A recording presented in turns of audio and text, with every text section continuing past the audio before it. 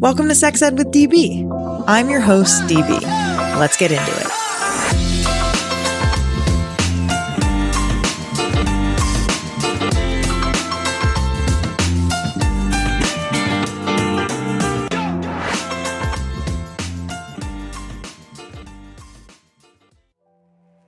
When you're traveling, you don't have access to your amazing sex goodie stash. So you start to pack your lube for sexy time in your toiletry bag, and when you open your bag back up, the lube you packed, of course, spills all over your toothbrush, makeup, and floss picks. Enter a brand new product from Uberlube that will get your lube to your destination without spillage. They're new good-to-go travelers. Perfect for your purse, pocket, gym bag, or carry-on luggage. The Good To Go Traveler features the same Uberlube product in a discreet aluminum traveler that comes in 6 colors. Try Uberlube and their Good To Go Traveler now with code SEXEDWITHDB for 15% off at uberlube.com.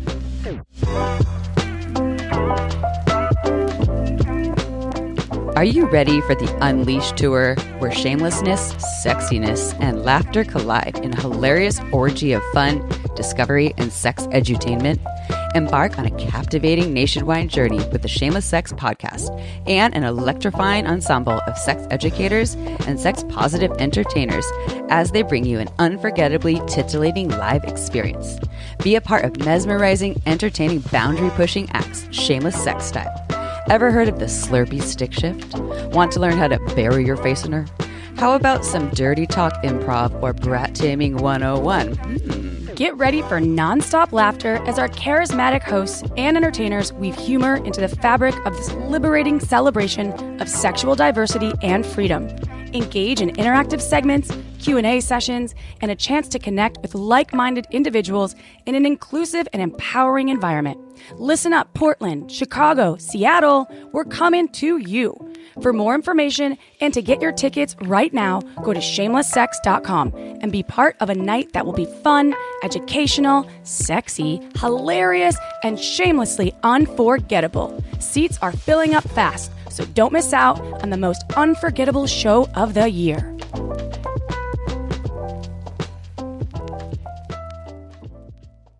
Hey everyone, DB here introducing another best of episode for you.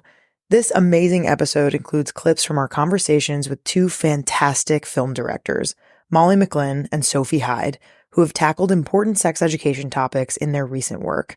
In the first clip, Molly discusses her film Fitting In and why portraying MRKH syndrome on screen was so important to her. In the second clip, Sophie Hyde, director of Good Luck to You, Leo Grande, talks about her approach to depicting sex work on screen with sensitivity, and how she collaborates with actors to ensure comfort during intimate scenes. Thanks all. Enjoy the episode. We get to talk about your amazing film, Fitting In. So I am thrilled to have you here to get to know you and to talk about your incredible film. And I personally, my audience knows this, I'm a major film buff. I studied film and media studies and at UC Berkeley for my bachelor's. If I wasn't doing this podcast, I'd probably be doing something, if I was lucky, in media or film. So it's always a pleasure to get to talk to creatives and directors and writers and just people who are doing amazing media work, and specifically when they're doing it around topics that I personally really, really care about. It's exciting. So thank you for being here. And I wonder if you could just start by introducing yourself and just telling us about your film, Fitting In. I mentioned this to you before we started recording, but I absolutely loved the film. I am so glad that I'm able to kind of break it down with you today and get to really reflect on it and talk about it with you. Thank you so much for a beautiful introduction. Well, my name is Molly McGlynn. I'm a writer and director living in LA, though I'm from Canada originally. This is my second feature film. My first feature film was called Merry Goes Round. That came out in about 2017. Made that in Canada and then moved to LA about 5 years ago. And I direct a lot of television for my day job, but I also write and direct my own stuff. So Fitting In is what I'm calling a traumedy, loosely based on my experience being diagnosed with MRKH syndrome when I was about 16, and how that diagnosis dropped a nuclear bomb on my life. The film is deeply personal. It's terrifying to put myself out there in such an exposed way. But I think, during the pandemic, when we're all sort of doing our own reckoning about the work we do and what is important, I had a moment of like, okay, why now? Why this story? And for me as a filmmaker, if I'm not a little bit scared or intimidated, I don't want to do it. There has to be some risk involved. And this was a tremendous personal risk for myself. I have never really disclosed publicly that I have MRKH syndrome, which I'm happy to elaborate on. But 10 years ago, if you asked me if I would be comfortable talking about my body so publicly over and over again, I would say that sounds like a nightmare. But, I've essentially manifested my own nightmare, and it's become more of a dream, to be honest, and has provided a lot of healing as well. Amazing. Yeah. And I really obviously feel as a viewer that vulnerability, and knowing, reading that like this is your story and this is something that happened to you. Obviously, I can't imagine like how vulnerable and personal that is. And I do think there's something, not to be like, silly and make this analogy, but like if anyone has seen 8 Mile and like Eminem in like the last rap battle is like, I do live in a trailer with my mom. Like he's like, I'm going to talk about my shit before you get to talk about my shit. That's exactly it. It provides a sense of control. And especially with this condition, it feels like a lot has been taken away from you. So getting ahead of the story by creating it the way I wanted to felt like I was reclaiming a lot that had been lost. That's really, really powerful. Yeah. And yeah, again, like this is such a good film. It has so much heart, and the characters are so wonderful, and the acting is great, and the storyline is really amazing. But it does kind of center around, right, this character, this 16-year-old named Lindy, who gets diagnosed with MRKH syndrome. And I wonder if you can kind of talk to us a little bit about that syndrome really quick before we get into the rest. Like, how common is it? Like, what should listeners know about it? And then I'm also curious, as a follow-up, like, what was your experience like at 16 getting diagnosed, and how similar or different was it to Lindy's experience? Yeah, so MRKH syndrome is a congenital reproductive condition, meaning that it's from birth. That's usually diagnosed around the age you would start to get your period. So when I was about 16, I would say, I still hadn't gotten my period. I'm the youngest of 5 girls. And, my mom knew this, but she would always tell me she got hers really late when she was 17. But I knew in my gut something was off. My mom and I had completely different body types. I was fully developed and, looked like a woman, and my mom was very petite and just different body types. So I had a sense something was off. And at that time, I think I was still seeing like a pediatrician in New Jersey, and he worked out of his basement, and there was like clown photos on the pictures on the wall. Like, so that guy, suggested that we go to a gynecologist because it was sort of above his expertise. And I was really thrust into this whole scary clinical world.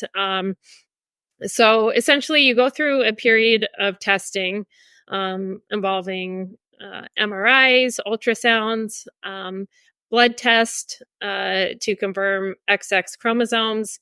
All of it was deeply confusing and disorienting because you sense that they don't really know what's going on. And looking back on it, when I got to write this script, I don't know if the diagnosis testing period was days, weeks, months, like it's all kind of a blur. And I think sort of trouble with memory is something related to trauma a lot. Timelines sort of disintegrate. But yeah, essentially I was told that I was born without a uterus, cervix, and an underdeveloped vaginal canal. So it's very complex. as an adult. At 16, it's even more so because you'll never get your period. You will never carry a child when you're not really at an age to even wrap your head around that. Further to that, the choice to be a mother or not is stripped before you can actively choose to do so or not. And then lastly, and perhaps most urgent at that time, and what is a focus of the film, is needing to, or being told I needed to fix myself, specifically my vagina, in order to have what was presumed heterosexual penetrative sex. So without even having a sense of my sexual needs or anything like that, I basically was handed a box of medical dilators, which, you know, I refer to in the movie as medical dildos. And it's sort of like, well, off you go, do this every day for twice a day for half an hour. Or if you get a boyfriend, then you don't really need to use them. You can just practice through vaginal penetration. So off I went. I was raised in an Irish Catholic household. Sex was not something that was talked about openly. So it just became a very private, shame-filled thing that, again, the timeline of which I don't really know. But I immediately started dilating before I could emotionally wrap my head around what had just happened. And in writing this film, I realized how deeply damaging it was to be telling basically a teenager that their body is a problem that needs to be fixed. I wish that my emotional well-being was prioritized. Instead, I internalized, your body is not sufficient and you need to immediately fix this so you can accommodate what is presumably a man. And so in so many levels, how I physically, mentally, emotionally internalized that I am a vessel for someone else before I was able to even articulate what my needs were. Not to mention the social isolation of not being able to connect to a lot of your friends as a teenage girl and feeling like a fraud and an interloper every time someone asks you for a tampon. You know, I was babysitting. I was a great babysitter. I love kids. And then all of a sudden, the grief I felt in my interaction with children, feeling like I'll never have this. And then further to that, and a relationship very much explored in the film, is the relationship with Lindy, played by Maddie Ziegler, and her mom, Rita, played by Emily Hampshire. My mom was diagnosed with breast cancer when I was 13. So when I started getting breasts, my mom got one of hers removed. A female body was just a bomb waiting to go off for me. And then my own diagnosis, and she was in remission at that point, and she later passed away from cancer when I was 21. But it was very much about how we bounced off of each other at that time in our lives for different reasons. But with time and perspective, I'm able to see how my mother's body betrayed her and how I was so sort of myopic in my own grief. I wasn't able to see hers. And I was just frustrated with not feeling understood by her. So in a lot of ways, this film is a love letter to my mother and a way of making amends that I was never able to do. So yeah, there's a lot going on, but I will say, like, the film is, there's a lot of levity and comedy and heart as well. I didn't want to make something that was preachy or hitting people over the head with, you know, a biology lesson. I wanted the entry point to be easily accessible for people who may not otherwise seek a film like this out. And even as a standalone, I just wanted it to be a good film. It just happens to be rooted in this very specific experience I had. Yeah, I'm getting a little choked up about the love letter to your mom. I think like that comes through so clearly, and I can imagine as a director and writer and the fact that it's your own story, I'm sure it's a combination of you wanting to like get things right and like how they happened. And it's also maybe an opportunity for like a couple of do-overs and like things that maybe you wish had happened. And I'm sure like the mixing and like entrenching of those things can get extremely emotional. Like even just hearing you talk about it, I'm getting emotional. So it's seems very, very personal and powerful and really charged and challenging, I'm sure. And I think just to kind of point back to what you were saying about this idea when you were going to the doctor and, you know, them kind of framing it as, let's figure out how to fix you. You know, let's talk about possible surgical interventions. Let's talk about this dilator. Let's talk about, you know, all of these things when you're not really asked, or the character rather in the film isn't really asked, like, what do you think about this? How does this make you like feel? Do you want to wait? And like, you know, towards the end of the film, there is like a much better intentional scene with the resident that we kind of met earlier on, where you can tell that there's like a shift in like, oh, this is how you're supposed to talk to a patient. And this is good bedside manner. And this is you really taking into account like her thoughts and feelings. But throughout the film, we do see Lindy kind of work on stretching her vaginal canal with medical dilators, aka medical dildos, but they're given to Lindy by a male doctor under this guise, right, of like practice with these and then you can get to practice with a boyfriend, as if, like you said earlier, like making your body ready for a boy or a man is the ultimate goal. And I'm wondering, like, what kinds of messages do people with MRKH syndrome receive that are like this, or like in addition to this, that kind of need to be combated or corrected? Yeah. I just, on top of wanting doctors to assess where a patient with MRKH is on an emotional space level before they go about using dilators or surgery, or third option, most importantly, that's not talked about, is you don't have to do anything immediately or ever if you want. And okay, that's one part. And then the second part being, I wish I understood consent as it pertained to the medical space.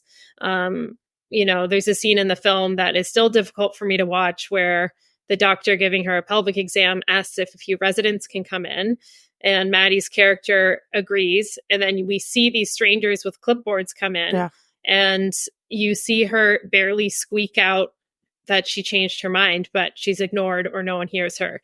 And that is, you know, it's getting close to like medical sexual assault in a lot of ways.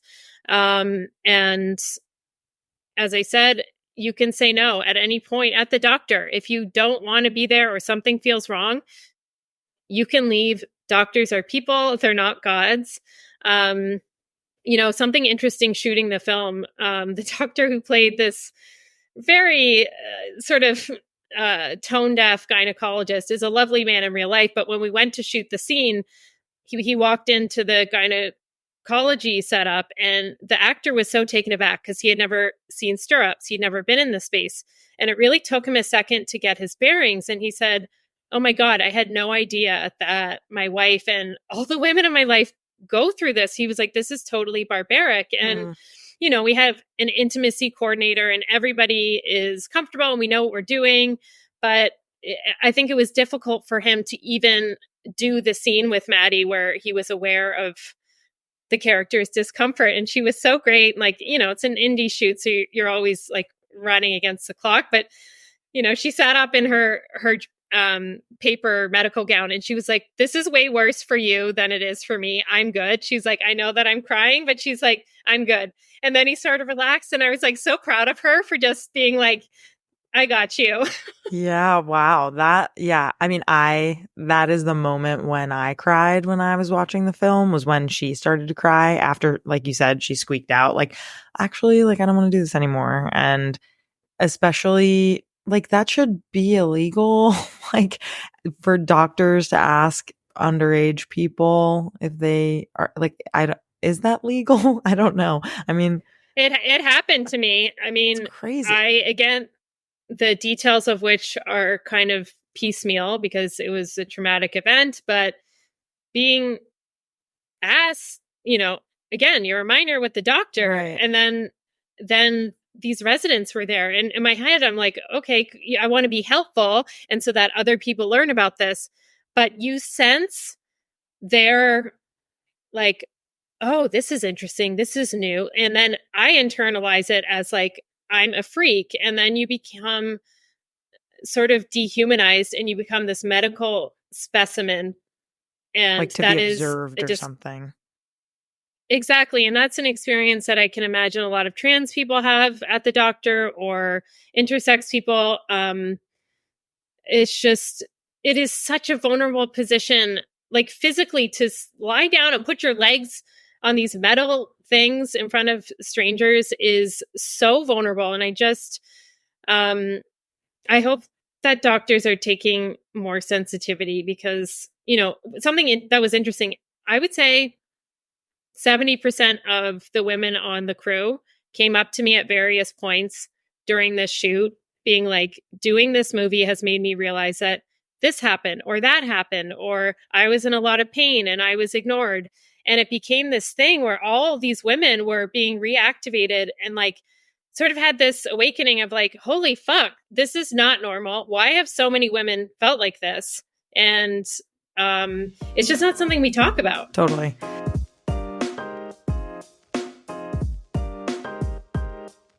Why don't you go ahead and introduce yourself a little bit and just tell us about who you are and your work? Sure. My name is Sophie Hyde, but I'm a filmmaker, and I am right now in the place that I live, which is on Kaurna country. So it's the land of the Kaurna people in Adelaide, South Australia. Yeah, I'm a filmmaker. And I'm a filmmaker that makes films all over the world. And I seem to always be away making them at the moment, and then come back home into this shed and edit them.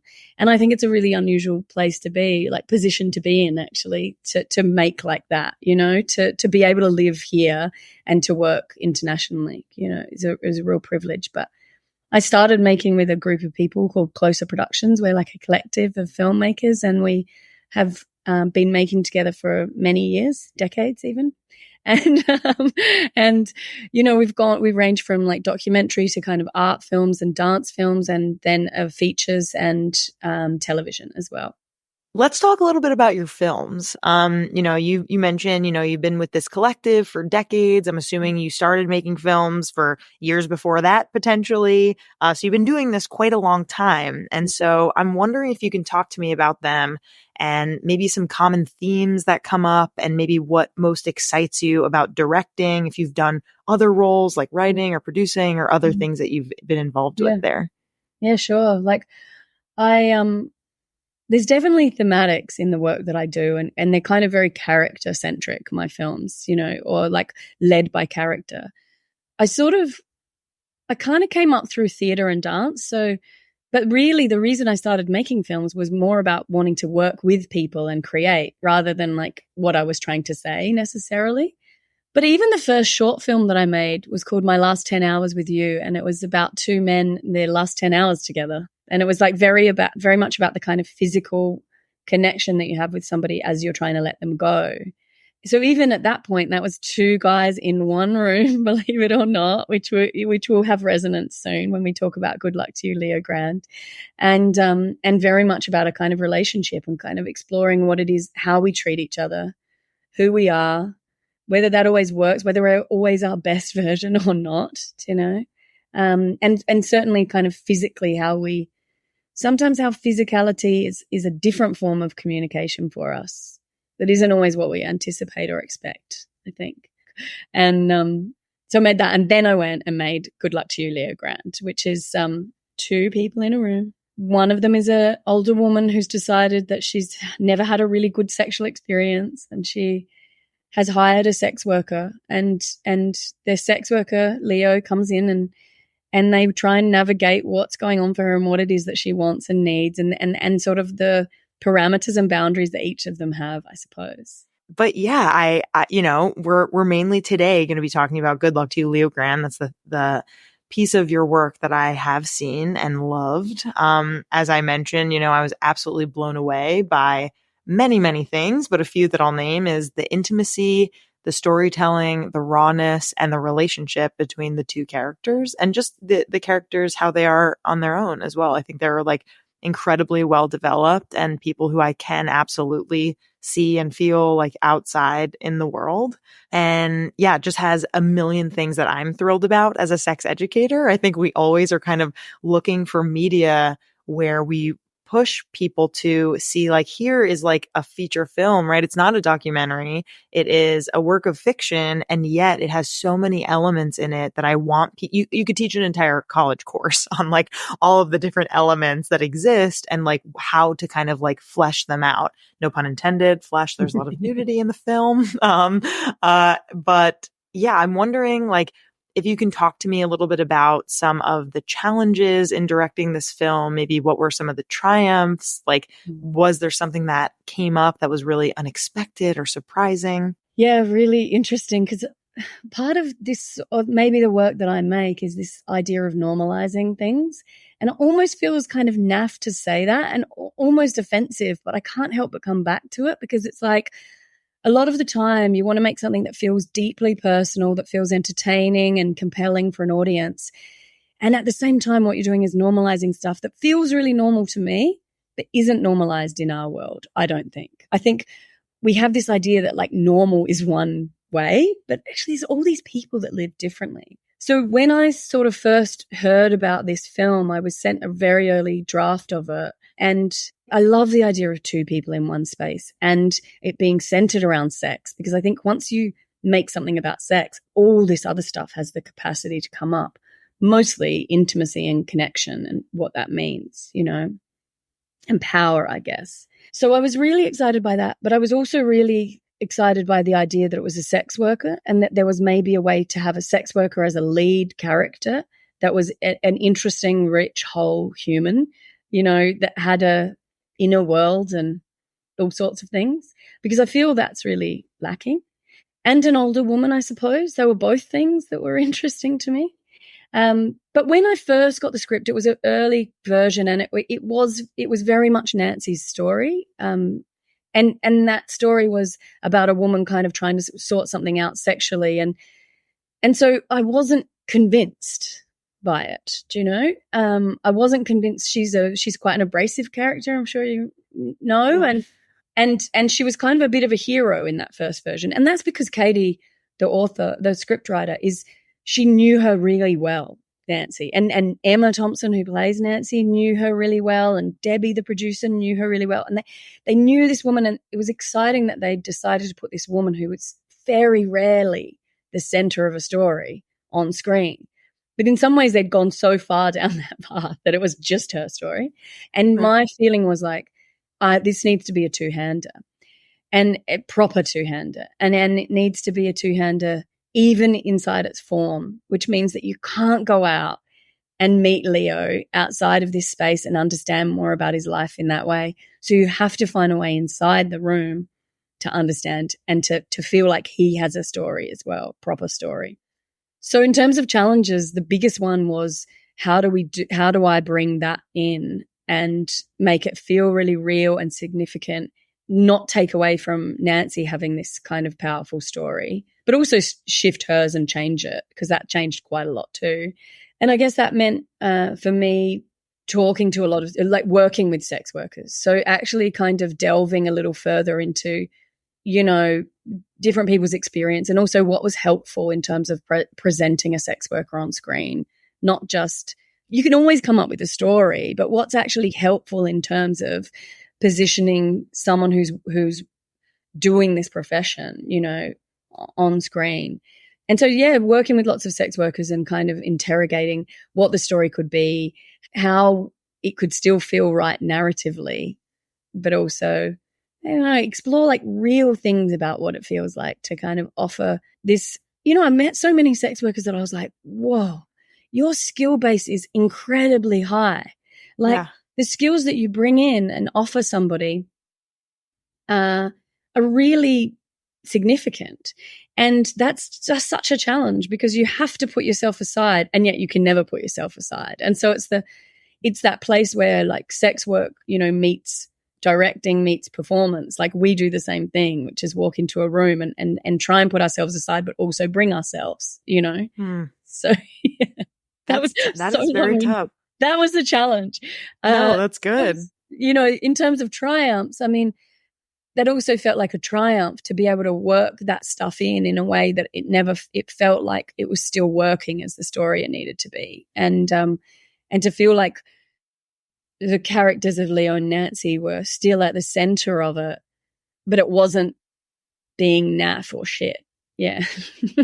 Yeah. I mean, that was literally one of my questions of like, and of course, I this kind of rhetorical, like, yes, of course, you can tell that you worked with sex workers because it's so very much, I imagine, speaks to what they experience and how they feel. And, you know, obviously it's not a monolith. I'm sure the people who you chatted with have very specific stories in the way in which it influences this film. But I would imagine that all sex workers want to be respected. They want their privacy to be respected. They want their work to be normalized in the sense that they have a service that they're providing. And I think that the film touches all of these areas and it doesn't bang it on the head with a hammer, right? It's like quite special, the subtlety and the way in which, you know, there's this scene.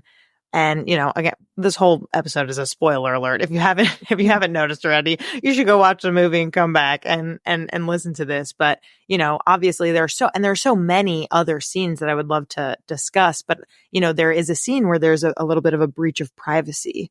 And I think, you know, what happens when a client breaches that trust. And I think that was really handled with grace and like it felt like very realistic to me of this idea of like, hey, like, what don't you understand? Like, this is my name. This is who I'm telling you I am. This is the service that I'm providing. And like, whatever goes beyond that is not acceptable. And I think that that was so well done and handled. And I imagine that that was a very tricky part to kind of go over.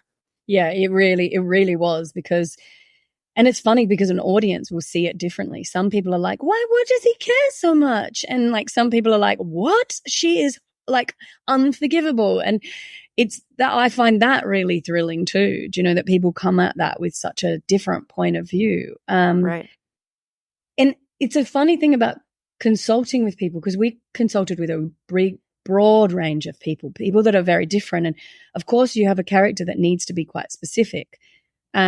What I found was that like you could get more specific because you started to find just these beautiful stories and interesting kind of qualities from people. So it became really clear the kind of sex worker that this character was, which is not the same as all sex workers, of course. Everyone's like very, very different. And he's very much someone kind of wanting to be very good at his job and finding something that he really prides himself in being very good at. And obviously sex workers come in all shapes and sizes and don't all feel like that, you know, and there's some real troubling stuff in sex work too, but that's been presented a lot, you know. There's also some people that are really fucking great at what they do and love it, you know. And he seemed to be one of those people. He is. And that doesn't mean that he didn't come in from a place where it was like he had to start with a need, like most work, you know. Like most of us do because we need money and, you know, or from a place where he had to deal with his own kinds of shame. But the thing I love about that character is that he has had a whole lot of shame put on him and would continue to, but he has a way of wanting to shift that for himself and for other people, you know. And so that consultation became important to have a broad spectrum, but then to have really people that we worked with much longer and more. And really it was like when we started working with sex worker-led organizations and then finding people that worked in there, that was really important because there's a lot of knowledge and sort of activism in that area. That's really great. Absolutely. Yeah. And it very much did feel, and I don't know if this was the intention, I'm sure maybe part of it was, but like as a woman kind of like watching this being like, oh, how would I imagine myself in that scenario if I was in Nancy's shoes, right? Like, would I be like so awkward or so uncomfortable or like, you know, he's a very confident and he's not he's very kind and caring, this character. And he like gives Nancy a lot of space and time to kind of come into her own, but he provides these little moments, like we're going to talk about, like the intimacy and the sex scenes, right? Because they were incredible. And I think like also, this is just like a little aside, but the Alabama Shake song that you use. So I was in a college a cappella group, and that was the song that I chose to bring to my a cappella group. And my stepdad is a musician, and he arranged that song for a cappella.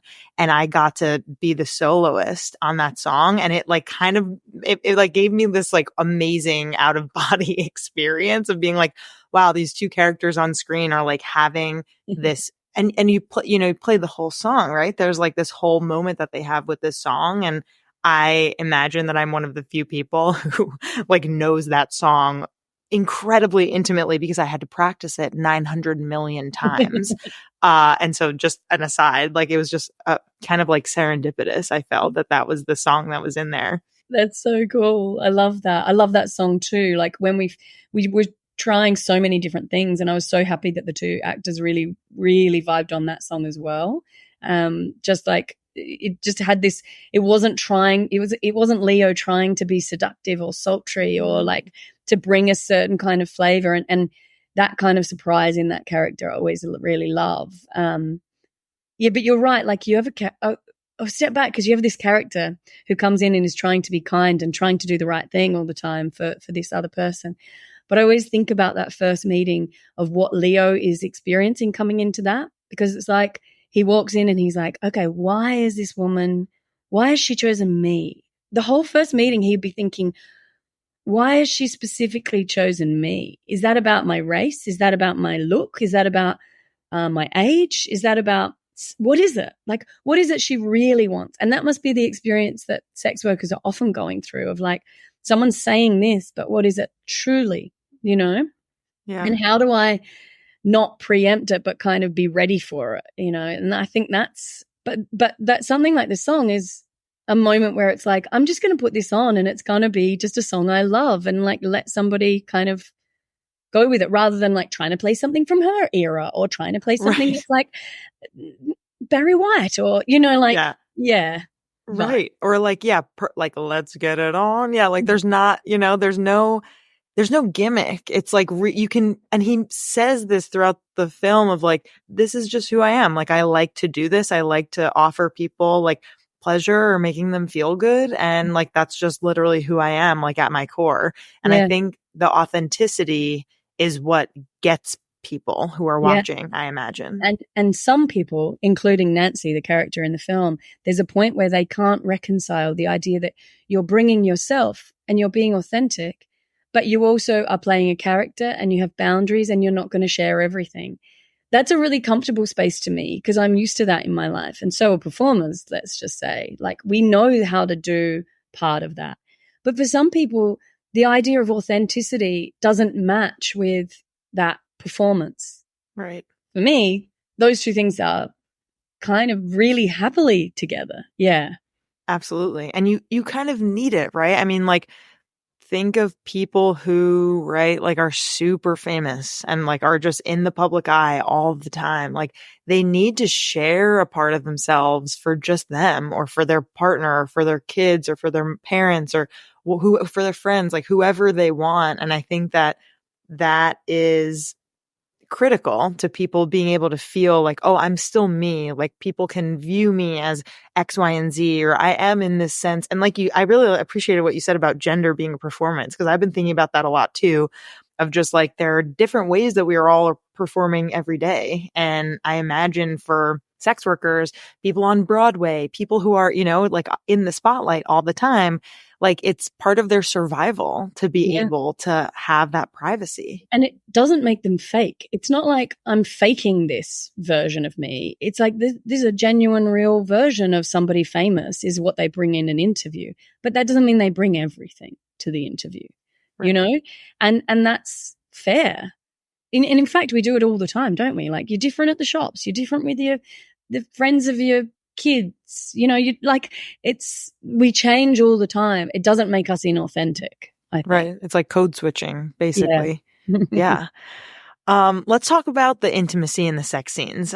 Because knowing that you consulted sex worker organizations and sex workers themselves, I am sure that you had intimacy coordinators and chatted with people about the way in which that these people are engaging on screen. And you didn't say this, but we'll kind of like get to it. The film kind of goes through like multiple meetings of Nancy and Leo, and it kind of progresses over time, right? Like at first, Nancy's really like stubborn in her ways, kind of like really nervous, is going back and forth every single time. Do I want to do this? Do I not want to do this? And Leo's like, let's just kind of take a deep breath. And like, you don't have to do anything you don't want to do. It's like very, casual. And as the meetings progress, there are different sexual acts that happen, up until I would say, one of the final meetings, it's kind of like, oh, there's like a bunch of stuff that they are experiencing sexually together. And I'm just kind of curious, like what goes into these moments behind the scenes? Like, how can you kind of like make that moment of intimacy and privacy so accessible to the viewer? Mm. Yeah, it's we didn't have an intimacy coordinator, actually. Interesting. And, we did talk to one of the greatest intimacy coordinators, Ita, and she was on this podcast, by the way. Shout out. I love her. She's amazing. And look, we talked to her and we had a really great conversation about, and the kind of approach that I have is it has really similar grounding to kind of what intimacy coordinators do, particularly her. She's a master. In the end, we were shooting during COVID. It was a very small crew. And in the end, we decided as the three of us decided that we didn't want one. And at the same, like, it's funny because all three of us are really behind the idea of intimacy coordinators. Like, we really think it's such a great shift, and there's been so many people abused in that position, and it's such a huge, like, I love the change so much. So in many ways, I'm very happy they exist. And if you had more cast, I would be like, let's do it straight away. Right. In this instance, we just felt that we were doing it. The three of us were really connected, and we had enough time and enough connection with each other directly to not need that. And that was something that obviously Emma and I could make that call, but that had to be something that was very comfortable for Daryl, who plays Leo as well, because Emma Thompson is Dame Emma Thompson. She's got a lot of power in that situation. And as a director, I have a lot of power too. But Daryl coming in was a newer actor, like wanted, it's a career break. So we had to be really cognizant that we were really sure that he also felt that, that he felt comfortable in that. But he did. And so I suppose the way that we approached this idea was I was annoyingly checking in, like, are you sure you're okay? But not just like, are you okay once, but like, are we continuing to feel good? And we sort of talk about it in the way that you can kind of think about consent generally. And as actors, I felt that they needed that sort of consent as well, which was you can consent once and it doesn't last. It's like, when we're in our rehearsal room and we decide what we think is best for the story from the place that we are in our little bubble, that's great and what we're going to do. But then on the day, do you feel different and do you feel weird, or do you feel sort of like things have shifted and maybe the consent is different? And in the moment, do you feel different? And you can sort of check in. And even with us, it was like even afterwards in the edit suite, there was always the idea for them that they could shift, they could change their minds about how revealed they were, and that just, it was like enthusiastic, consistent consent, and even that, it actually just gave them a freedom to be like, let's go for it. Let's go for what we think creatively, and then know that we can shift that, which they didn't want to do in the end. And of course, that will always be a tricky moment if you make something you love and then the actor goes, I actually don't want to be naked on screen. And so you have to shift it, and, but also it happens, and, you really need that person to feel sort of safety.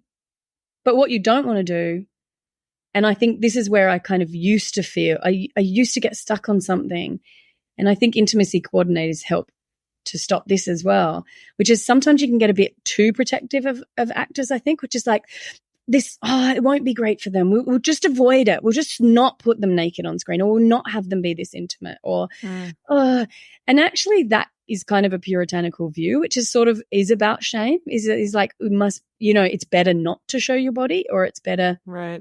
And in many ways, actors need the capacity to creatively make choices that also feel exciting for them, you know, rather than always be protected from that. So it's this weird balancing act of their safety and everybody's kind of creative desire to tell something in a certain way, you know?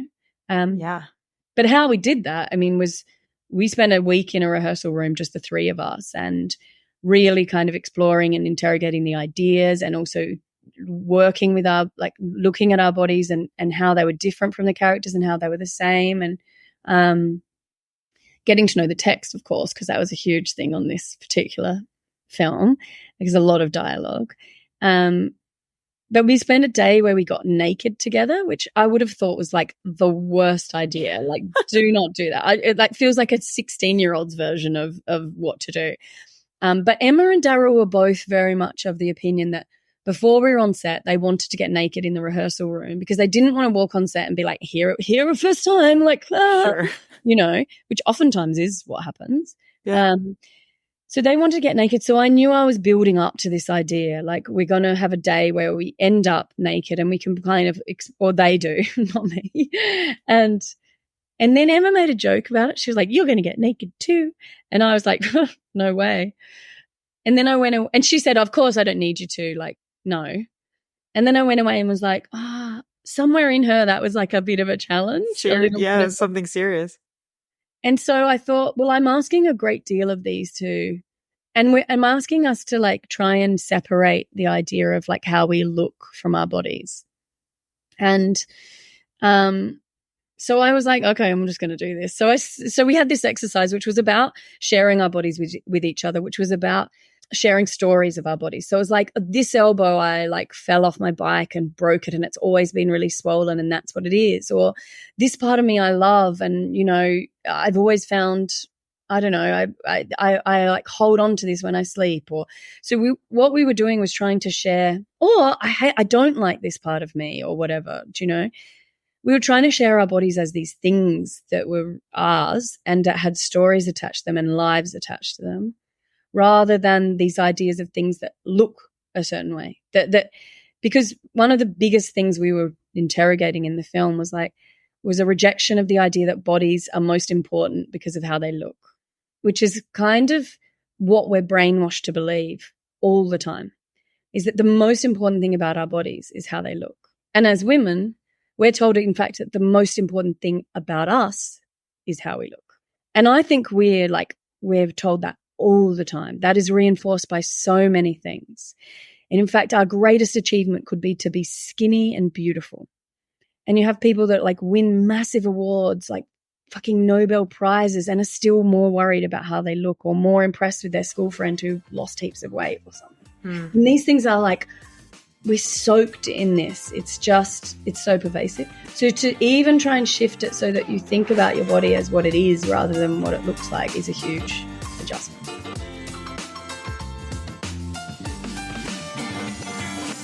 Our creator, host, and executive producer is me, Danielle Bezalel. Our communications lead is Catherine Cohen.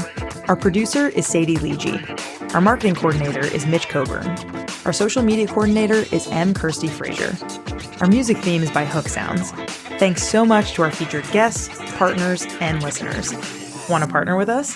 Email us at sexedwithdb@gmail.com. Do you have a silly sex story to share, need some advice, or have thoughts on the episode you just heard? Give us a booty call for a chance to be featured on the podcast. Check the show notes for the details. For more sex ed content, follow us on IG at sexedwithdb podcast and on TikTok at sexedwithdb. Want to know your sex toy zodiac sign? Go to our link tree on our IG now. See you next time.